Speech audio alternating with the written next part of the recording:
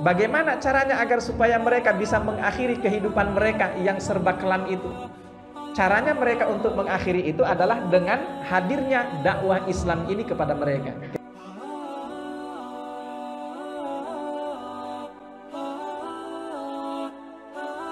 Bismillahirrahmanirrahim. Assalamualaikum warahmatullahi wabarakatuh.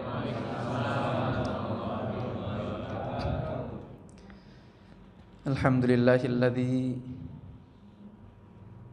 allafa baina qulubina fa asbahna bi ni'matihi ikhwana. Asyhadu an la ilaha illallah wahdahu la syarikalah wa asyhadu anna nabiyyana Muhammadan abduhu wa rasuluhu alladzi la nabiyya ba'dah. Fa innahu qad addal amanah wa ballaghar risalah wa nasahal ummah wa jahada fi sabilihi haqqa jihadih hatta tarakana 'alal mahajjatil bayda lailuha kanahariha la yazighu anha illa halik. Allahumma 'allimna bima yanfa'una wanfa'na bima 'allamtana wa zidna ilma. Allahumma inna nas'aluka ilman nafi'a wa rizqan thayyiba wa 'amalan shalihan mutaqabbala. Allahumma amin. Ini habis hujan. Agak sepi habis hujan. Iya. Enggak apa-apa, mudah-mudahan tidak mengurangi pahala yang hadir. Dan semoga yang uzur tidak bisa hadir pada hari ini, semoga tetap mendapatkan pahala seperti apa yang kita lakukan. Sepanjang itu memang sudah menjadi kebiasaan, ya. Jadi kita doakan mereka yang uzur pada malam hari ini tidak bisa hadir, mudah-mudahan tetap mendapatkan pahala dari majelis ilmu seperti ini. Amin ya rabbal alamin. Mereka yang sakit kita doakan semoga segera disembuhkan oleh Allah Subhanahu wa taala. Yang punya masalah agar segera diberikan solusinya oleh Allah. Yang masih kekurangan dari sisi harta segera dilapangkan rezekinya oleh Allah Subhanahu wa taala, dan semua apa yang kita butuhkan dimudahkan oleh Allah Subhanahu wa taala. Amin ya rabbal alamin. Insyaallah malam ini kita akan beralih ke surah yang berikutnya, yaitu surah Al-Bayyinah. Tadi sudah dibaca sama imam di rakaat pertama ya. Mana imamnya? Iya, sudah dibaca tadi. Kayaknya udah tahu memang yang mau dibahas surah itu, atau kebetulan aja? Udah tahu ya? Iya, pasti udah tahu lah. Orang kan tahu urutannya setelah Al-Zalzalah kan? Nah, baik. Surah Al-Bayyinah ini kategorinya diperdebatkan oleh para ulama. Ada yang mengatakan dia Madaniyah, ada yang mengatakan dia Makkiyah. Tapi pendapat yang paling mayoritas di antara para ulama mufassirin bahwa dia kategorinya adalah Madaniyah. Itu pendapat mayoritas mufassirin. Jumlah ayatnya 8 ayat. Terkait dengan surah ini ada satu riwayat bahwa ketika surah ini turun, biasanya kan yang menurunkan ayat-ayat Al-Quran itu, atau yang membawa ayat Al-Quran dari Lauhil Mahfuz menuju ke Nabi kita Muhammad sallallahu alaihi wasallam, itu kan malaikat Jibril Al-Amin.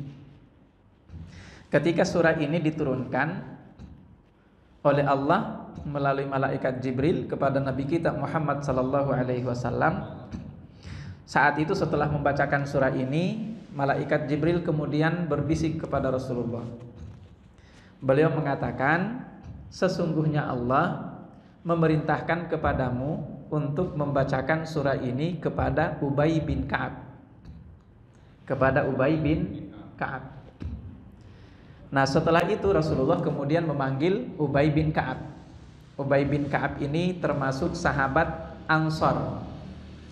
Dia ikut dalam Bai'atul Aqabah Ats-Tsaniyah, Bai'ah Aqabah yang kedua. Sahabat siapa namanya? Ubay bin Ka'ab ini dari suku Khazraj. Nah, Rasulullah memanggil Ubay bin Ka'ab. Kemudian Rasulullah mengatakan kepada Ubay, beliau mengatakan, innallaha amarani, sesungguhnya Allah memerintahkan kepadaku an aqra'a alaika hadhihi surah, untuk membacakan kepadamu surah ini. Surah apakah itu? Al-Bayyinah ini. Lam yakunil ladzina kafaru min ahlil kitabi wal musyrikina munfakkina hatta ta'tiyahumul bayyinah, dan seterusnya sampai selesai. Ketika Rasulullah menyampaikan pesan itu, Ubay bin Ka'ab nanya, apakah nama saya disebut oleh Allah? Ini pertanyaannya Ubay bin Ka'ab.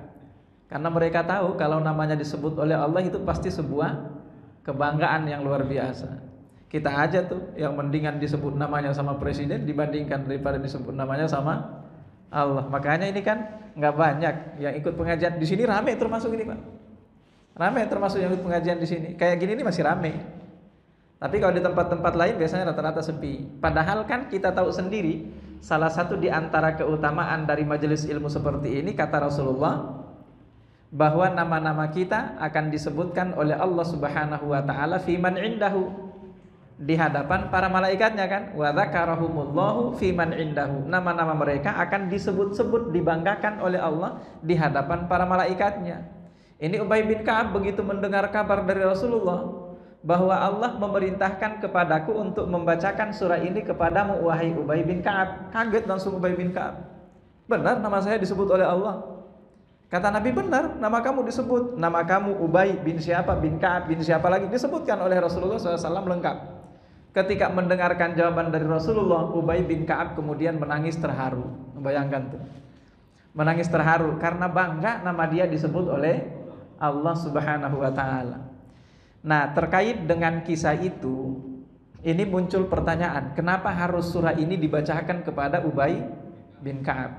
Ternyata alasannya, Ubay bin Ka'ab ini adalah salah seorang sahabat Rasulullah penghafal Al-Quran. Ini alasan pertama. Jadi karena dia penghafal Al-Quran di kalangan para sahabat, itu berarti kan otaknya juga bukan kaleng-kaleng. Iya kan? Para sahabat itu nggak semuanya hafal Al-Quran, padahal kan mereka ngerti bahasa Arab. Nah ini kira-kira kalau kita ngerti bahasa Arab kan boleh jadi motivasi tersendiri bagi kita untuk hafal ayat-ayat Al-Quran kan. Dan boleh jadi kalau kita bisa paham makna dari ayat-ayat Al-Quran, mungkin itu juga memudahkan bagi kita untuk menghafalkan ayat-ayat Al-Quran. Tapi kan juga semuanya akan kembali kepada otak kita masih kuat apa enggak. Nah ini Ubay bin Ka'ab termasuk penghafal Al-Quran. Kemudian yang kedua, Ubay bin Ka'ab ini termasuk sahabat yang dipercaya oleh Rasulullah untuk menuliskan, membukukan kitab Al-Quran. Jadi ketika turun ayat Al-Quran, salah satu yang nulis itu Ubay bin Ka'ab ini. Maka oleh karena dia selalu menuliskan ayat-ayat Al-Quran, maka tiba-tiba ada pesan tersendiri. Selama ini kan Rasulullah sudah tahu, Allah juga sudah tahu bahwa yang sering menulis ayat-ayat yang turun itu adalah Ubay bin Ka'ab.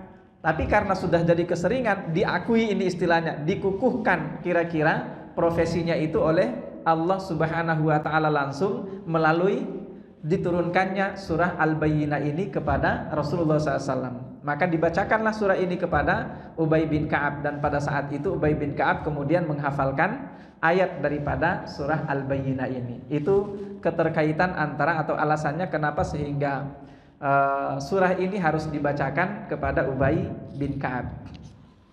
Selanjutnya jumlah ayatnya 8 ayat. Lalu surah ini dibuka oleh Allah Subhanahu wa ta'ala. Kalau namanya sendiri, satu disebut sebagai surah Lam Yakun. Pertama surah Lam Yakun. Lalu yang kedua adalah surah Al-Bayyinah itu sendiri. Kalau kita kenalnya namanya surah Al-Bayyinah. Dibuka oleh Allah Subhanahu wa ta'ala dengan mengatakan Lam yakunil ladzina kafaru. Lam yakun alladzina kafaru min ahlil kitab wal musyrikina munfakkin. Jadi kata lam yakun, kata lam itu termasuk bagian daripada harfu nafyin di dalam bahasa Arab. Harfu nafyin itu artinya huruf atau kata yang menunjukkan negatif. Jadi kalau kita tidak, nah tidak, atau kalau bukan tidak belum, kalau bukan belum bukan, itu ya, intinya membuat kalimat negatif. Itu dalam bahasa Arab ada 5. Dalam bahasa Arab ada 5 ya. Pertama la, itu ya, la. Yang kedua ma. Kemudian yang ketiga lam, yang ini lam. Kemudian yang keempat lan. Jadi ada lam, ada lan. Yang kelima ada laisa. Itu 5 yang disebut di dalam kaidah nahwu sebagai harfu nafyin, huruf atau kata yang menunjukkan kalimat negatif. Saya ulangi tadi, la yang pertama, dan ini paling sering kita dengar ya, paling terkenal la. Kemudian yang kedua ma, lalu yang ketiga lam, yang keempat lan, yang kelima laisa. Itu sebetulnya banyak semua dalam Al-Quran ya. Kalla, kalau kalla itu sekali-kali tidak, dia itu penegasan. Dia termasuk bagian daripada penegasan atau taukid. Nah, kalau ini bukan penegasan, bukan taukid, tapi dia harfu nafyin. Sebetulnya kalau kalla itu gabungan dari 2 kata. Kan, kemudian la. Itu kira-kira 2 kata seperti itu. Nah, berarti kan ada kata la-nya juga. Kita kembali, kalau lam ini seperti penggunaan lam yalid walam yulad. Banyak penggunaan huruf ini. Allah mengatakan lam yakun. Lam yakun itu artinya belum pernah. Tapi karena setelah lam di sini menggunakan fi'il mudhari, maka para ulama mufassirin juga mengatakan bahwa tidak hanya sekedar mengatakan belum pernah, tapi juga tidak akan pernah. Jadi belum pernah dan tidak akan pernah. Lam yakun alladzina kafaru, orang-orang kafir. Lalu setelah itu disebutkan siapa saja orang-orang kafir itu dalam lanjutan ayatnya. Pertama, min ahlil kitab, dari ahli kitab. Jadi kafir itu pertama menurut ayat ini ada ahli kitab. Lalu kemudian selanjutnya wal musyrikin. Jadi jenis kelompok kafir yang kedua musyrik. Jadi pertama ada ahli kitab, yang kedua ada musyrik. Masih ada lagi nggak kafir yang lain? Munafik. Masih ada lagi munafik. Dan para ulama mengatakan di antara 3 jenis kekafiran ini yang paling parah itu munafik. Kenapa yang paling parah munafik? Biasanya orang kalau sudah masuk dalam kategori munafik itu nggak ada dalam sejarah dia bisa taubat. Biasanya seperti itu. Kenapa? Saking parahnya. Makanya dalam surah An-Nisa, innal munafiqina, sesungguhnya orang-orang munafik itu adanya di mana? Fiddarkil asfal. Jadi sudah fiddarki, ad-darki itu di keraknya, diintipnya itu. Sudah fiddarki, diintipnya, al-asfal pula. Al-asfal itu yang paling bawah lagi. Jadi sudah diintipnya yang paling bawah pula. Minan nar, dari api neraka. Itu orang-orang munafik. Maka para ulama membagi kafir itu menjadi 3. Pertama ada yang namanya kafir ahli kitab. Ini paling ringan. Kafir ahli kitab itu paling ringan. Siapakah mereka kafir ahli kitab itu?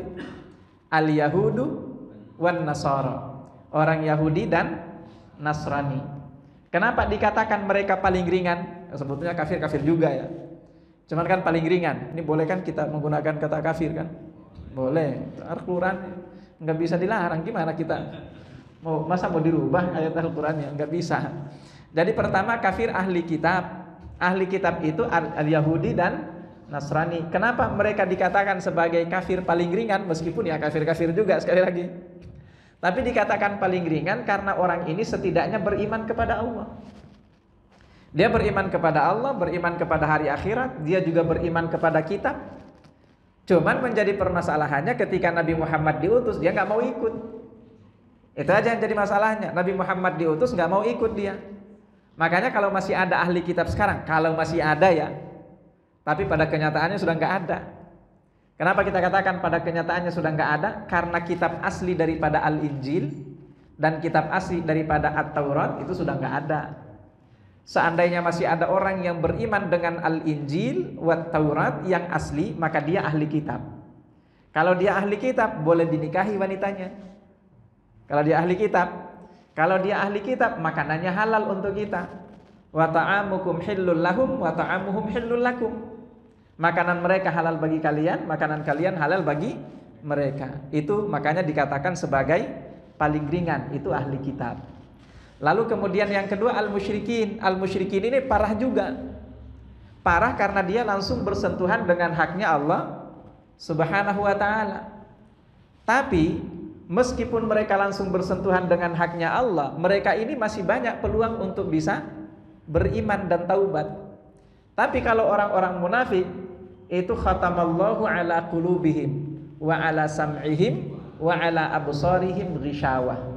Dalam ayat yang lain, la liyahdiyahum tariqa, mereka ini enggak akan ditunjukkan lagi jalan yang lurus oleh Allah Subhanahu wa taala. Yang ada mereka ini ditunjukkan jalan menuju ke neraka, wa na'udzubillahi min dzalik. Itu orang-orang munafik.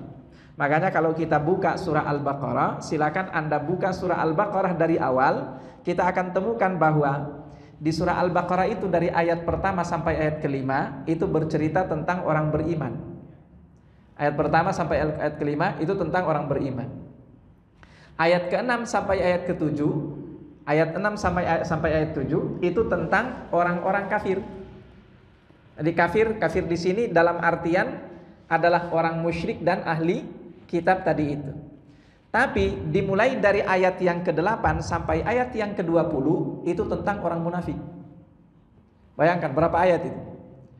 Orang-orang beriman dari ayat 1 sampai 5 cuma 5 ayat.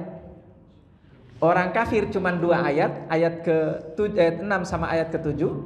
Sementara orang munafik dari ayat ke-8, 9, 10 sampai ayat ke-20. Berarti ada 13 ayat. Bayangkan tentang orang-orang munafik, saking parahnya munafik itu. Mudah-mudahan tidak termasuk bagian daripada kita, tidak termasuk bagian dari orang-orang munafik itu. Di zaman Nabi banyak orang munafik, tapi yang tahu namanya cuman seorang sahabat bernama Hudzaifah bin Al-Yaman yang mengetahui itu. Tapi sampai sekarang rahasia itu nggak bocor.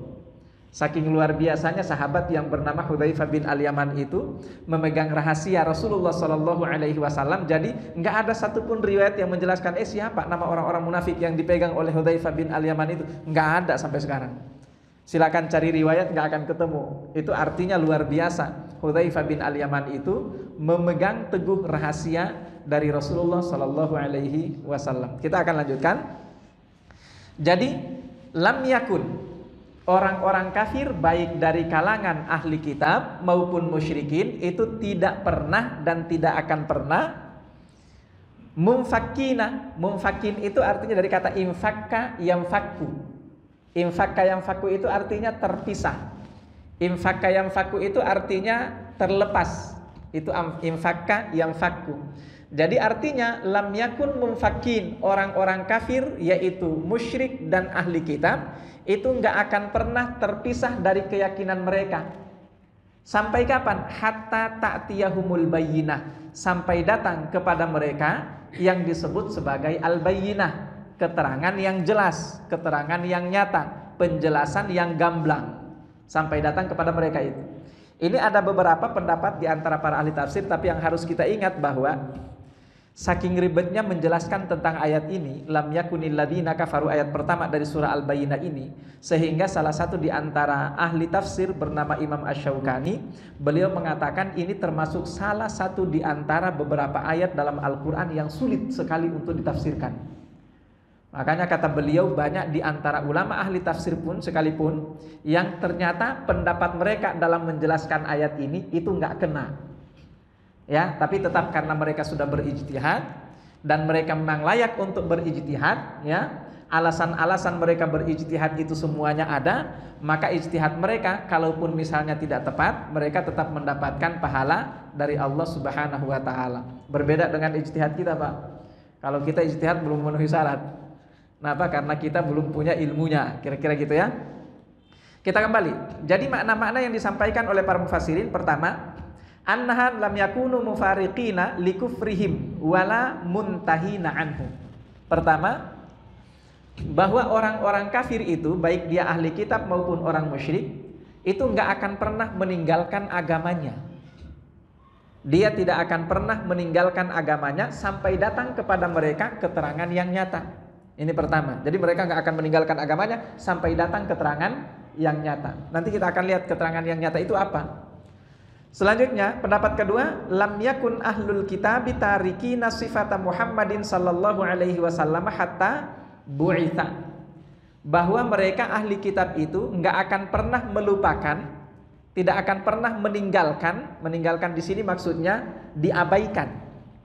Karena salah satu di antara sifat orang Yahudi dan Nasrani, sebelum Nabi Muhammad sallallahu alaihi wasallam diutus, itu mereka selalu menunggu. Dan mereka tidak pernah lepas ingatan mereka terhadap sifat-sifat yang mereka baca, baik oleh orang Nasrani dari kitab Injil maupun oleh orang Yahudi dari kitab Taurat. Kan semua sudah ada sifat-sifatnya, bahwa Nabi yang terakhir yang akan diutus itu akan seperti ini dan seperti ini. Itu mereka mempelajari terus, dihafal terus, nggak akan pernah dilupakan oleh mereka. Itulah yang dimaksud oleh ayat ini, lam yakun mumfakin. Mereka itu nggak akan pernah terpisah, nggak akan pernah terlepas dari pengawasan mereka terhadap sifat-sifat yang dimiliki oleh Nabi yang akan diutus yang terakhir itu, yaitu Nabi Muhammad sallallahu alaihi wasallam. Makanya kita tahu sendiri kisah tentang Rasulullah ketika beliau berusia 12 tahun dibawa membersamai pamannya Abu Thalib menuju ke Syam, lalu kemudian sampai di dekat Syam di suatu tempat, di sana ada pendeta Bahira namanya.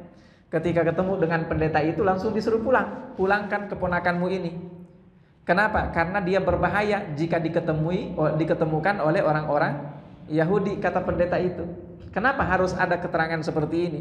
Karena orang Yahudi pada saat itu menghafal persis, mengetahui persis tentang tanda-tanda Nabi yang terakhir yang akan diutus oleh Allah itu. Dan pengetahuan mereka yang tidak akan pernah terlepas ini, mumfakin, tidak akan pernah terlepas, inilah yang dimaksud oleh Allah dalam ayat ini. Lam yakunil ladzina kafaru min ahlil kitabi wal musyrikin mumfakin. Mereka enggak akan pernah terlepas dari pengetahuannya tentang sifat-sifat Rasul yang terakhir itu. Nah, itu makna yang kedua dari kata atau dari ayat ini. Kemudian makna yang ketiga, lam yakunu yablughuna nihayata a'marihim fayamutu hatta ta'tiyahumul bayyinah. Jadi mereka tidak akan pernah meninggalkan agama mereka, kekafiran mereka, orang-orang kafir itu, sampai datang kepada mereka al-bayyinah. Tapi al-bayyinah di sini, kalau yang dimaksud adalah al-bayyinah itu hari kiamat.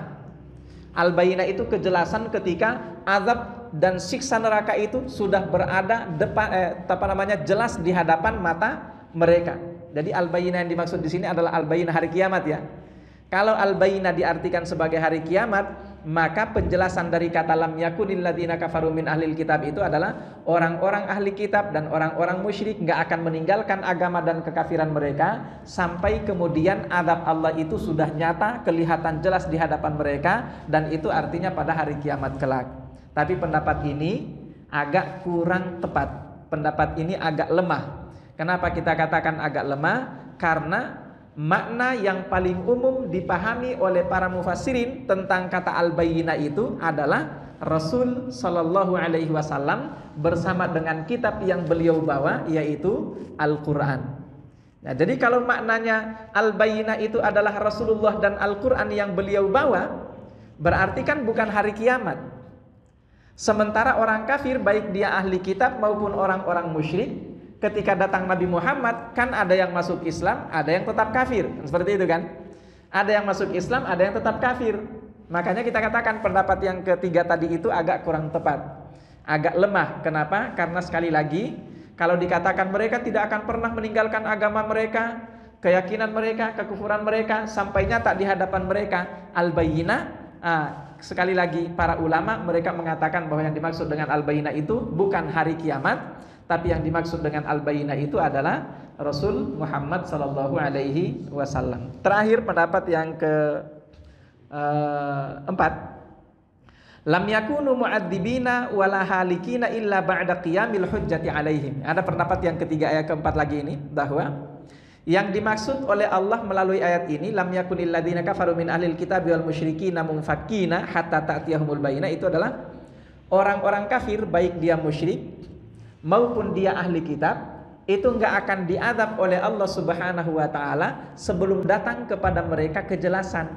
Maksudnya sebelum datang kepada mereka ajaran Islam. Artinya kalau dia orang kafir tapi dia belum mendapatkan keterangan tentang Islam, dia tidak akan diazab oleh Allah. Kapan dia diazab oleh Allah? Ketika Islam sudah datang, Rasul sudah ada, nasihat sudah pernah disampaikan kepada dia bahkan berkali-kali, tapi dia masih tetap tidak mau ikut, masih tetap pada kekafirannya. Saat itu kemudian baru dia diazab oleh Allah Subhanahu wa taala. Jadi makna yang keempat, bahwa orang kafir, baik ahli kitab maupun orang-orang musyrik, mereka tidak akan diazab oleh Allah sampai Rasul itu diutus. Mereka tidak akan diazab oleh Allah sampai ajaran Al-Quran itu disampaikan kepada mereka. Ini termasuk di antara pendapat yang kuat juga terkait dengan makna dari ayat yang pertama surah Al-Bayyinah ini. Yang terakhir, ikhbarullahi ta'ala 'anil kufari annahum lan yantahu an kufrihim wa syirkihim billahi hatta atahum Muhammadun sallallahu alaihi wasallam bil Qur'ani fayubayyina lahum dhalalatahum wa jahalatahum wa da'ahum ilal iman. Bahwa orang-orang kafir itu, ini adalah kabar berita dari Allah kepada Nabi Muhammad sallallahu alaihi wasallam bahwa wahai Nabi Muhammad, sampaikan saja ayat itu kepada mereka, dakwahi saja mereka, karena sesungguhnya ujung daripada kekufuran orang-orang kafir itu adalah ketika sampai kepada mereka sentuhan dakwah dari Al-Quran melalui Nabi Muhammad sallallahu alaihi wasallam. Makanya kalau kita lihat orang-orang Pak sekarang ini yang mungkin mereka jadi bagian dari ahli maksiat, boleh jadi misalnya ya, para pelacur misalnya, mereka yang kerja di tempat-tempat yang intinya tidak pernah tersentuh oleh dakwah misalnya, jangan kemudian kita langsung menghukumi mereka sebagai orang sesat atau orang jahat. Boleh jadi tidak ada yang mendakwahi mereka. Dan kalau tidak ada yang mendakwahi mereka, ya jelas mereka belum tentu bisa mendapatkan hidayah. Bagaimana caranya agar supaya mereka bisa mengakhiri kehidupan mereka yang serba kelam itu? Caranya mereka untuk mengakhiri itu adalah dengan hadirnya dakwah Islam ini kepada mereka. Kira-kira gitu ya. Nah, inilah alasannya kenapa sehingga kita semua manusia umat Muhammad ini wajib untuk berdakwah. Tidak harus jadi ustadz, tidak harus jadi ulama, tapi intinya setiap muslim wajib untuk berdakwah, wajib menyampaikan ajaran Al-Quran sesuai dengan kemampuan yang kita bisa, sesuai dengan apa yang kita sanggupi, kan kira-kira seperti itu. Makanya kalau misalnya kemarin kayak pertanyaan Pak siapa, mohon maaf, nah itu ngajakin teman-temannya di kantor ya buat sholat, meskipun kemudian katanya jawabannya ngapain juga saya sholat kalau bukan dari kesadaran pribadi ya gitu ya. Iya, tetap aja ajak. Karena sesungguhnya tetap aja diajak aja terus. Kenapa? Karena sekali lagi ujung daripada kekufuran seseorang itu adalah ketika dia mendapatkan sentuhan dakwah, nasihat dari Al-Quran. Itu ujung daripada kehidupan mereka itu bagi mereka yang memang berhak untuk mendapatkan hidayah dari Allah Subhanahu wa ta'ala. Itu 5 makna daripada ayat ini. Lam yakunil ladzina kafaru min ahlil kitabi wal musyrikina munfakina hatta ta'tiyahumul bayyinah. Selanjutnya di ayat yang kedua, ini penjelasan tafsiran dari apa yang dimaksud dengan al-bayyinah itu. Yang dimaksud dan al-bayyinah adalah rasulun minallah, rasul dari Allah, berarti Nabi Muhammad sallallahu alaihi wasallam. Nah sekarang pertanyaannya, kalau tadi kita bawa ke konteks kekinian zaman sekarang, orang-orang tadi yang bergelimang di dalam kekufuran tapi belum tersentuh oleh dakwah, sebagai pengganti daripada Rasul, kira-kira siapa untuk menyampaikan dakwah kepada mereka? Ya kita semuanya, nggak harus ustadz. Kalau kita mengandalkan ustadz, wah ya susah itu. Kalau kita ngandalin ustadz ya susah. Kenapa kita katakan susah? Nggak banyak ustadz soalnya, nggak banyak ustadz. Itu satu. Lalu yang kedua kan masih lebih banyak komunitas kekufuran dibandingkan daripada komunitas keislaman seperti ini kan, itu masih jauh lebih banyak. Ini pertanyaannya, yang hadir di masjid saat ini kira-kira berapa persen dari umat muslim yang ada di ini apa namanya? Jati Kramat. Jati Kramat atau lingkungan sinilah, kira-kira berapa persennya kira-kira yang hadir di sini? Kan tidak banyak Pak. Nggak tahu ini 5%-nya ada apa enggak. Ya, nggak sampai 1%. Nah itu kan artinya bahwa lebih banyak komunitas yang sana itu. Karena komunitas yang sana lebih banyak, maka penasehat itu harus lebih banyak lagi. Jadi kalau misalnya kita kemudian harus mengandalkan ustadz aja, misalnya kayak saya ya, saya datang ke sini kan hanya bisa ketemu dengan antum yang hadir di masjid sini. Nggak mungkin juga saya datangin rumah satu persatu misalnya mereka nggak sholat kan. Nah tapi bagi kita yang hadir di sini kan kita punya tetangga yang bisa kita nasihati, kita punya kerabat misalnya, kita punya rekan misalnya, itu yang bisa kita nasihati. Persoalan nasihat kita ditolak atau diterima itu urusan lain. Tiba-tiba kemudian kita dikatakan sok suci misalnya, boleh jadi Ada tanggapan kayak gitu kan, so suci kayak dulu baik aja, dulu kan juga kayak saya, misalnya kayak gitu. Ah udah, nggak usah pura-pura, saya tahu kok masa lalu kamu. Kan boleh jadi ada orang yang tanggapannya kayak gitu ketika kita berdakwah. Nah kalau misalnya ada orang yang ngomong kayak gitu pada saat kita menasihati mereka, kira-kira apa yang kita lakukan? Kapok nggak kira-kira? Ya kalau kapok dosa. Ya kalau kapok dosa, kan itu yang dimaksud oleh Rasulullah Sallallahu Alaihi Wasallam. Qulil haqqa walau kana murran. Sampaikanlah kebenaran itu walau kana murran, meskipun resikonya pahit. Ini hadis ini suka disalahpahami ya. Jangan disalahpahami hadis ini. Kadang-kadang ketika kita berdakwah, bodoh amat orang mau tersinggung apa enggak. Ya kan? Kalau kita berdakwah itu, bodoh amat mau tersinggung apa enggak, kan ada hadis Nabi, qulil haqqa walau kana murran. Sampaikanlah kebenaran itu meskipun itu pahit, meskipun gak enak didengar misalnya, itu bukan maknanya kayak gitu. Qulil haqqa walau kana murran itu sampaikan kebenaran meskipun pahit, pahitnya itu bagi Anda yang menyampaikan, bukan bagi yang dengerin. Iya, kalau bagi yang dengerin beda lagi konsepnya. Apa konsepnya bagi yang dengerin? Ud'u ila sabili rabbika bil hikmati wal mau'izatil hasanah, itu konsep untuk yang dengerin. Ajaklah kepada jalan Tuhanmu itu bil hikmah, dengan hikmah, wal mau'izatil hasanah, dan mau'izah atau nasihat yang baik. Jangan sampai menyinggung orang, kan kira-kira seperti itu. Itu konsepnya bagi orang yang dengerin nasihat. Bagi yang nasihatin, qulil haqqa walau kana murran, sampaikanlah kebenaran itu meskipun pahit. Jadi ketika Anda nasihatin orang, kayak ente gak gini aja dulu, itulah yang dimaksud dengan pahit. Iya, kayak gitu, jangan dibalik. Ya, jadi Pak, itu salah kaprah namanya memahami dalil. Jadi kalau tiba-tiba kita berdakwah menyampaikan nasihat kepada orang lain, kemudian tiba-tiba ternyata tanggapannya pahit sekali, ya Allah sakit hati dengerinnya. Ya memang kayak gitu sifatnya menyampaikan kebenaran. Ingat-ingat aja Nabi itu bukan cuma dikata-katai doang, sampai kemudian dilempari batu. Ya kan, macam-macam perlakuan mereka terhadap Rasulullah Sallallahu Alaihi Wasallam. Sampai bahkan kalau bahasa kita disumpahin kan, sumpah serapah. Tapi ya beliau seperti itulah modelnya. Menyampaikan kebenaran itu memang resikonya pahit. Tapi meskipun resikonya pahit, tetap aja kewajiban itu harus kita jalankan. Dan satu lagi yang harus kita ingat, bahwa yang namanya al-jaza'u itu min jinsil amal. Apa itu al-jaza'u min jinsil amal? Seperti apa besaran pahala dan ganjaran yang akan Anda dapatkan, itu selalu berbanding lurus dengan beratnya tantangan yang Anda hadapi. Jadi kalau ketika Anda berdakwah ternyata tanggapan orang lain itu benar-benar bikin sakit hati luar biasa, tenang saja, itu artinya pahalanya juga gede luar biasa. Kira-kira jadi siap untuk berdakwah? Siap untuk mendapatkan tanggapan kayak gitu? Ya harus siap. Ya macam-macam, berdakwah itu macam-macam tantangannya. Jangan baper. Kalau baper itu bisa ditelan ikan, kayak siapa namanya? Nabi Yunus alaihi salam, itu nggak boleh. Nabi Yunus itu baper ya.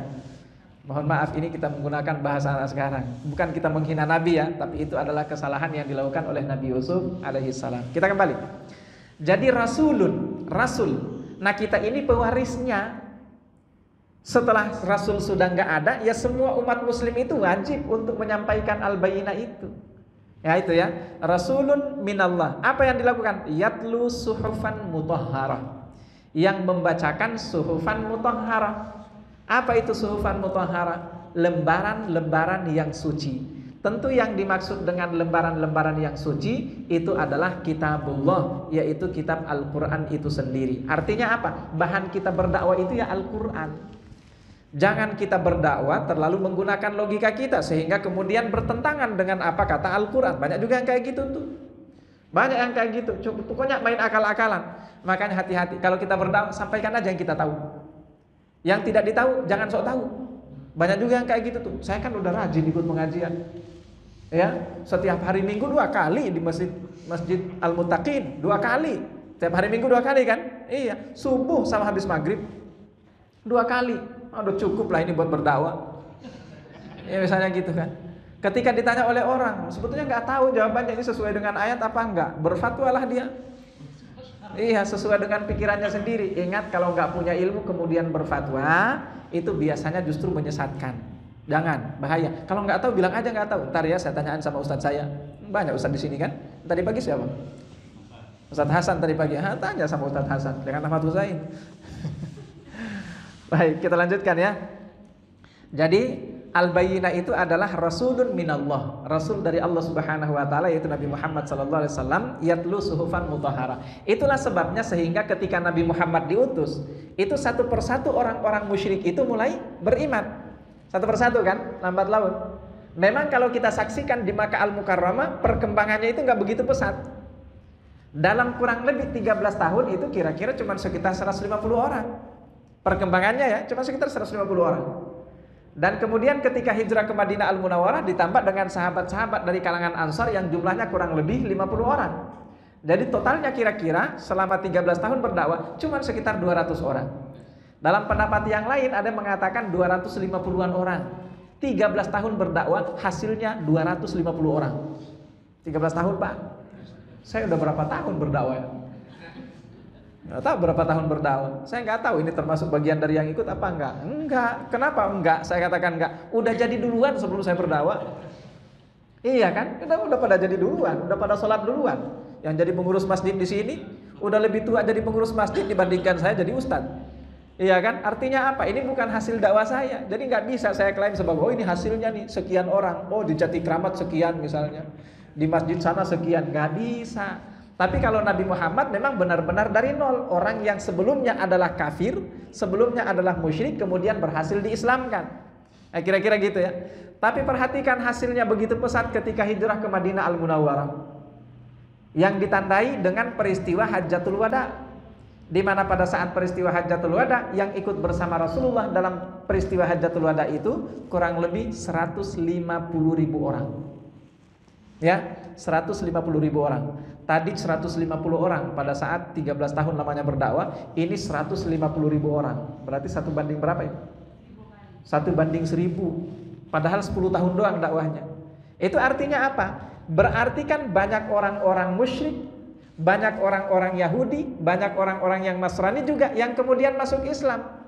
Artinya mereka mengakhiri masa kekufuran mereka. Dengan apa? Dengan datangnya Nabi Muhammad Sallallahu Alaihi Wasallam dan dengan sampainya kepada mereka ayat-ayat Al-Quran ini. Maka oleh sebab itu kalau kita masih menyaksikan kekufuran demi kekufuran sekarang ini, apa yang harus kita lakukan? Jangan disumpahin tuh orang. Kita kadang-kadang suka pengen nyumpahin orang ya, pengen nyumpahin orang. Makanya saya katakan di pertemuan sebelumnya, saya nggak kebayang kalau ada salah satu di antara kita yang dikasih keistimewaan oleh Allah, doanya bakalan dikabulkan setiap permintaannya itu kayak gimana? Kira-kira apa yang dia minta tuh? Pasti yang dia minta, ya Allah laknatlah orang itu, ya Allah laknatlah misalnya apa itu pemilik Hollywood. Ya, boleh jadi itu ada doanya kayak gitu. Boleh nggak berdoa kayak gitu? Nggak boleh, nggak boleh berdoa kata kayak gitu. Iya, Nabi diminta buat berdoa kayak gitu. Ya, kita sudah sampaikan kan pada pekan lalu kan. Nabi diminta untuk berdoa kayak gitu. Ya Rasulullah, ud'ullaha 'alal musyrikin. Nabi Muhammad, wahai Rasulullah, udah terlalu parah tuh orang-orang musyrik itu. Iya. Udah terlalu parah itu, sampai sudah ada yang mati di antara sahabat kita. Udah doain aja lah biar cepat beres. Itu kata mereka kan. Tapi apa jawaban Nabi? Inni lam ub'ats la'anan. Saya ini diutus bukan untuk jadi orang tukang doa. Bukan buat jadi tukang apa tadi itu kalau bahasa kita, tukang nyumpahin orang, bukan buat jadi tukang nyumpahin orang, tapi ini bu'itsu atau ub'ats, saya ini diutus oleh Allah Subhanahu wa taala rahmatan wa hudatan. Satu sebagai rahmat, lalu yang kedua sebagai apa? Hudatan. Hudatan itu apa? Memberi petunjuk. Jadi meskipun tadi sakit, memang sakit Pak, kita menyaksikan, masa iya dibagi-bagi minuman beralkohol yang gratis buat siapa? Yang namanya Muhammad. Kan luar biasa itu sakitnya Pak. Sakit pasti, ada rasa apa istilahnya, ghirah di dalam jiwa kita sebagai seorang muslim kan. Tapi apa yang harus kita lakukan? Sampaikan kepada mereka tentang ayat-ayat seperti ini. Dakwahi mereka. Boleh jadi tidak sampai kepada mereka ayat-ayat Allah Subhanahu wa taala. Kira-kira kayak gitu ya. Jadi ini juga satu lagi ini. Rasulullah SAW dalam perang Uhud ya. Perang Uhud itu kan masa paling kritisnya Nabi Muhammad SAW dalam sekian macam peperangan yang beliau hadapi. Pada saat itu sampai gigi seri yang bagian bawah kanan ini ya, itu sampai patah. kemudian pelipisnya ini sampai apa namanya? Ya sobek, kemudian ada 2 mata rantai dari helm, apa kalau helm perang itu apa sih bahasanya? Ya, itu sampai dua mata rantainya itu menancap di jidat beliau, kemudian berlumuran darah pada saat itu. Nah, Rasulullah Shallallahu Alaihi Wasallam pada saat itu kemudian beliau berdoa. Doanya apa? Agar supaya Allah Subhanahu Wa Taala segera membinasakan orang-orang musyrik itu. Tapi ternyata ditegur lagi oleh Allah Subhanahu Wa Taala. Wahai Nabi Muhammad, laisa laka minal amri syai'un. Kamu nggak punya urusan tentang masa depan mereka. Ini ditegur langsung oleh Allah. Ya, jadi laisa laka minal amri syai'un. Kamu nggak punya urusan dengan masa depan mereka. Mereka bakalan dapat hidayah atau mereka bakalan diadab oleh Allah, mereka bakalan selamat atau nggak selamat. Itu laisa laka minal amri syai'un. Kalau bahasa kita laisa laka minal amri syai'un itu bukan urusan kamu. Itu kalau bahasa kita, itu bukan urusan kamu, itu bukan wewenang kamu, bukan domain kamu, wahai Rasulullah SAW. Ya, laisa laka minal amri syai'un aw yatuba alaihim. Karena boleh jadi Allah Subhanahu Wa Taala menerima taubat mereka. Ya, aw yu'adzibahum, tapi boleh juga Allah Subhanahu Wa Taala mengadab mereka. Fa innahum zalimun, jelas mereka orang-orang zalim. Jelas mereka orang-orang zalim, tapi ada kemungkinan mereka diterima taubatnya oleh Allah, ada kemungkinan mereka disiksa oleh Allah atau diadab oleh Allah, tapi yang jelas laisa laka minal amri syai'un. Sedikit pun kamu enggak punya urusan dalam persoalan ini. Bisa dipahami kira-kira ya? Nah, kenapa? Karena Allah menginginkan kita itu berdakwah menyampaikan ayat-ayat Allah. Bukan kemudian memutus mata rantai dakwah itu dengan berdoa. Nah, kira-kira gitu ya. Wallahu a'lam bissawab. Jadi Rasulun minallahi yatlu suhufan mutahharah. Nah, di sini juga kita tahu bahwa yang namanya Al-Qur'an itu suhufan mutahharah, yaitu lembaran-lembaran yang mutahharah, suci. Karena dia mutahharah, maka ada juga ayat yang mengatakan la yamassuhu illal mutahharun. Al-Qur'an itu tidak boleh disentuh kecuali oleh al-mutahharun, orang-orang yang suci juga. Nah, tinggal kemudian para ulama di sini, terutama ahli fikih khususnya, mereka berbeda pendapat yang dimaksud dengan al-mutahharun di dalam ayat itu siapa? Itu ya. Ada yang mengatakan al-mutahharun itu orang-orang beriman. Selama dia beriman dia mutahharun. Yang tidak mutahharun siapa? Orang kafir, orang musyrik. Dari mana? Ya, kita paham bahwa orang-orang yang kafir itu yang dikatakan sebagai tidak mutahharun itu, kata Allah Subhanahu Wa Taala, innamal musyrikuna najisun. Sesungguhnya orang-orang musyrik itu najis, artinya orang-orang kafir itu najis. Berarti kalau dia bukan orang musyrik, dia bukan orang kafir, berarti suci. Bisa dipahami ya? Ini pendapat pertama. Jadi ini lebih umum. Maka selama Anda sebagai seorang muslim, Anda dibebaskan untuk memegang mushaf Al-Quran. Kalau orang kafir enggak boleh. Tapi kemudian pendapat ini masih terlalu umum, dikhususkan lagi oleh para ulama. Karena kalau misalnya meskipun dia muslim, tapi kalau dalam keadaan junub kan misalnya, dalam keadaan haid bagi wanita, dalam keadaan nifas bagi wanita, maka tetap tidak diperbolehkan untuk menyentuh mushaf ini. Tapi yang harus diingat mushafnya ya, mushafnya bukan isinya. Isinya itu kan sudah bisa dalam tidak berbentuk mushaf kalau sekarang kan. Kayak misalnya sekarang Anda buka Android, kan ada Al-Quran Android sekarang kan. Pertanyaannya, Al-Quran Android itu wujud atau bukan? Itu enggak berwujud Pak. Ketika Anda baca, bisa enggak Anda bongkar handphonenya, Anda cari mana tulisannya? Enggak bisa kan? Sinyalnya hilang tuh tulisan. Kenapa? Dia tidak berbentuk wujud. Maka oleh karena dia tidak berbentuk wujud, berarti saat Anda menyentuhnya, itu Anda nyentuh handphone, bukan nyentuh mushaf. Maka dalam keadaan tidak suci sekalipun itu diperbolehkan. Nah, ini maka menjadi solusi bagi seorang wanita ketika dalam keadaan haid, bagi seorang wanita ketika dalam keadaan nifas, silakan baca Al-Quran pakai Al-Quran Android. Itu boleh. Ya, kenapa sekali lagi Anda tidak perlu menyentuh Al-Quran? Yang dilarang itu adalah menyentuh mushaf Al-Qurannya. Mudah-mudahan bisa dipahami ya. Nah, ini bentuk-bentuk kesucian yang dimiliki oleh Al-Quran itu. Jadi kalau memang benar-benar mushafnya itu benar-benar harus dimuliakan. Ya, mushafnya ya, itu benar-benar harus dimuliakan. Bukan berarti isinya nggak dimuliakan, enggak. Lebih kalau isinya itu kan dimuliakan melalui amalan kita ya. Kalau isinya, wallahu a'lam bishawab. Kemudian fiha kutubun qayyimah. Fiha di dalamnya. Di dalamnya apa ini? Di dalam daripada suhufun mutahharah tadi itu, lembaran-lembaran yang suci itu. Artinya di dalam Al-Qur'an itu ada apa di dalam Al-Qur'an? Kutubun qayyimah. Kutubun qayyimah itu artinya kitab-kitab yang lurus. Apa maksudnya kitab-kitab yang lurus? Nah, para mufassirin menjelaskan bahwa yang dimaksud dengan kutubun qayyimah itu adalah kitab-kitab samawi yang turun sebelum turunnya Al-Qur'an. Nah, itu semua ada namanya kutubul qayyimah. Isinya itu semuanya sudah terangkum di dalam Al-Qur'an. Makanya dengan adanya Al-Qur'an, maka kitab-kitab samawi sebelumnya itu sudah nggak berlaku lagi. Kenapa tidak berlaku lagi? Karena isinya semuanya sudah terangkum di dalam Al-Qur'an. Itulah makna daripada ayat ini, fiha kutubun qayyimah. Di dalamnya itu sudah ada kutub. Makanya di dalam ayat ini Allah menggunakan kata kutub. Kenapa Allah sudah menggunakan kata kutub? Untuk menjelaskan bahwa kitab-kitab samawi yang diturunkan sebelumnya, baik itu Taurat, maupun itu Zabur, maupun itu Injil, itu semuanya isinya sudah terangkum dan ada di dalam Al-Qur'an ini. Itu maksudnya daripada fiha kutubun qayyimah. Nah, karena sudah Isya, ini masih panjang. Karena sudah Isya, ini masih panjang. Nanti insya Allah kita akan lanjutkan lagi pembahasannya pada pertemuan yang berikutnya ya. Wallahu a'lam bishawab. Kalau ada pertanyaan sebelum kita tutup, dipersilakan. Ada pertanyaan? Pas. Baik. Nah, udah paham banget berarti ini. Alhamdulillah. Iya, alhamdulillah. Baik, kita tutup dan sama-sama baca hamdalah. Alhamdulillahirabbil alamin. Doa kafaratul majlis. Subhanakallahumma bihamdika asyhadu an la ilaha illa anta astaghfiruka wa atubu ilaik. Assalamualaikum warahmatullahi wabarakatuh.